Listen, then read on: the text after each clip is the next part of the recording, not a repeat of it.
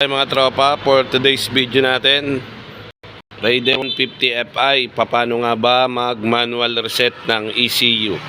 So gamit lang ito mga tropa, yung ating tinatawag na mode switch. So first na gagawin nyo mga tropa ay buksan nyo yung puan. Makikita nyo itong socket, may takip yan ito. So tanggalin nyo lang yung takip, tapos i-plug nyo itong ating socket. Diba? So pag naka-plug, dapat naka-off muna mga tropa. So naka-plug siya, ang gawin nyo, on. Pag on natin, next na gagawin nyo mga tropa, i-on nyo yung susi. So pag na-on nyo yung susi mga tropa, ang sunod na gagawin nyo, ipo-full throttle nyo. Pag naka-full throttle, dito sa left side, makikita nyo na iilaw yung check engine sign nya. Pag umilaw yung check engine sign, magre-release kayo ng throttle. Bibitawan nyo yung throttle. Tapos antayin nyo lang siyang mamatay. Pagka namatay, tanggalin nyo yung clip, tapos off yung susi. So try natin mga tropa. On yung susi. Pag namatay yung check engine light, full throttle, antayin natin na umilaw yung check engine sign. Ayan mga tropa. Pag umilaw na matay, release natin yung throttle. Then after nun, balik tayo dito mga tropa. I-off lang natin yung mode switch.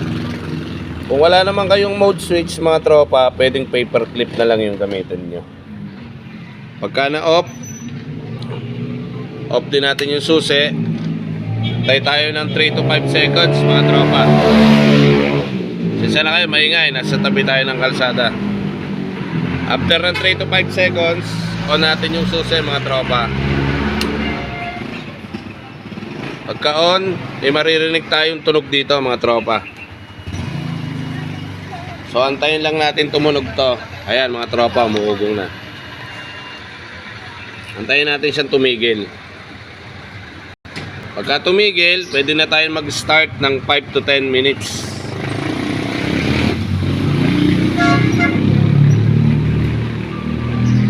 Okay na, minto na mga tropa. Tapos, start. Sa unang start ng mga tropa, hard starting yan. Una hanggang pangalawang try. Start nyo lang siya.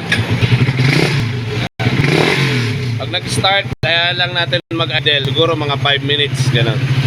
3 to 5 minutes. Kung gusto nyo, hanggang 10, pwede naman. So, ganun lang mga tropa pagka gusto nyo mag-manual reset ng ECU ng Rider Fi nyo. Yan, sa mga nagtatanong, ito na mga tropa. Alam ko, may isa pa akong vlog nito ng reset. So, may mga nagre-request pa na mas malinaw. Ito na yun mga tropa.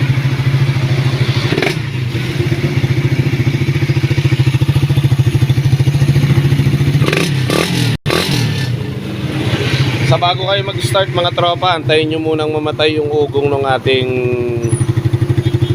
fuel pump. Uugong kasi ito siguro mga almost 5 seconds or mahigit pa. So pagka tumigil na siya, saka kayo mag-start.